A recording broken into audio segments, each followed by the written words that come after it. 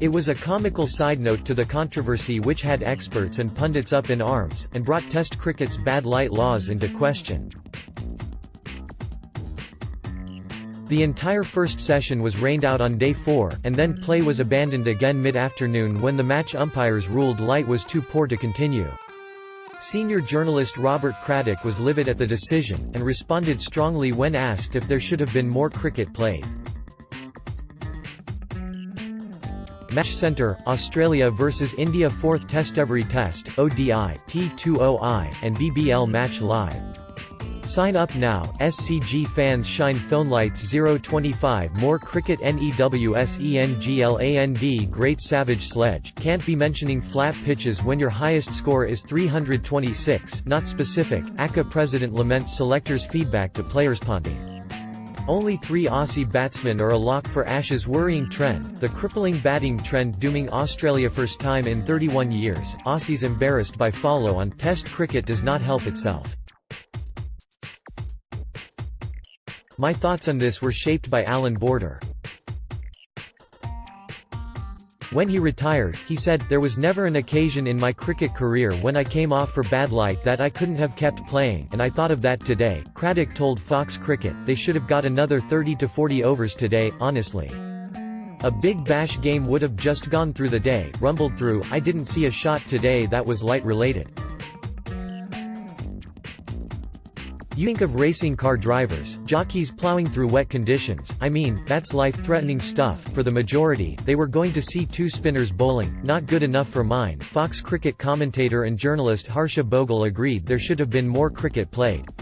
Former Australian Test bowler Stuart Clark was livid when speaking to ABC Grandstand. "This is an embarrassment to the game.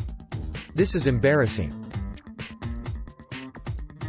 It's not dark." Clark said, "Are you trying to tell me if we had a pink ball we'd keep playing? Seriously, I'm all for when it's dark and dangerous to come off, but this is not acceptable. Just 25.2 overs today. I know there is a protocol to be followed with light meters, and umpires are bound by that, but Test cricket needs as much play as possible. Think you must play till as late as possible." Harsha Bogle at Bogle Harsha, January 6, 2019. Warren-inspired youngster 149 Yadav joins Indian legend with rare feet. Left on the bench for the first 3 tests, Kuldeep Yadav made up for lost time at the SCG by taking the second 5-wicket haul of his career. In doing so, he became the first Indian spinner since Anil Kumble in 2007 to take 5 wickets in an innings in Australia. It's never a bad thing to keep the company of your country's greatest ever wicket-taker. Despite the majority of Kuldeep's work at the international level thus far being in white ball cricket, his is not the style of a T20 specialist. His pace is slower and his trajectory more flighted, aiming to beat the batsman through turn. That showed in the variety of his wickets too, with changes in trajectory accounting for both Usman Khawaja and Travis Head, and a delivery that ripped in from wide of off-bowling Tim Paine. He completed his 5 for to wrap up the innings by trapping Nathan Lyon and Josh Hazlewood in front. It is the second time the spinner has left Australia on the ropes, having rocked Steve Smith's side in 2017 when he made his debut at Dharamsala, taking 4 wickets in his first innings with the ball. Why didn't Lyon review? 042 Kuldeep has only played 6 tests to date, but that says more about the caliber of the players ahead of him in Ravindra Jadeja and Ravichandran Ashwin. However, given he's only 24 years old, time is definitely on his side.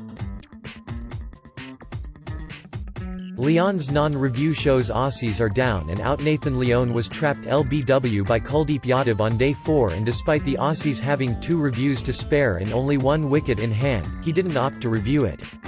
Lyon was hit on the full and at first glance it looked plump, but replays showed he may have been hit outside the line.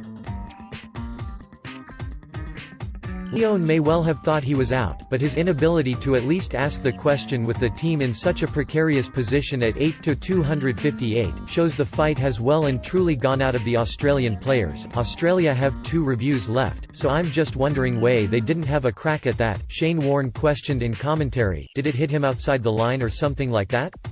It's worth having a crack at it because you have 2 reviews left and there is only 1 wicket in hand. It was 50-50 whether he was just outside the line. Cummins cops another grubber 102. Aussies battling themselves as well as India. Is not just India that Australia will be up against on day 5, they will also have the annoying matter of the mind to contend with as they attempt to save the test with the tourists in an unassailable position.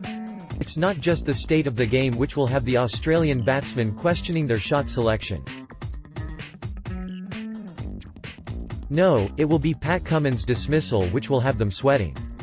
Right-hander, who scored 63 in Melbourne and was again proving difficult to remove in Sydney, played back to a short ball on 25 from Mohammad Shami, but was bowled after the ball failed to rise from a short length.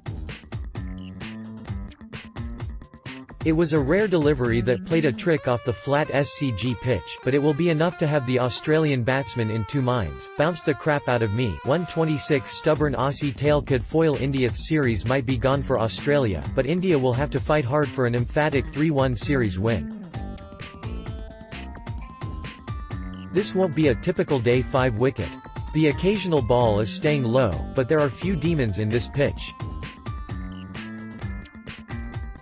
There are no apparent footmarks for the spinners to get turn out of, nor cracks for the quicks to aim for.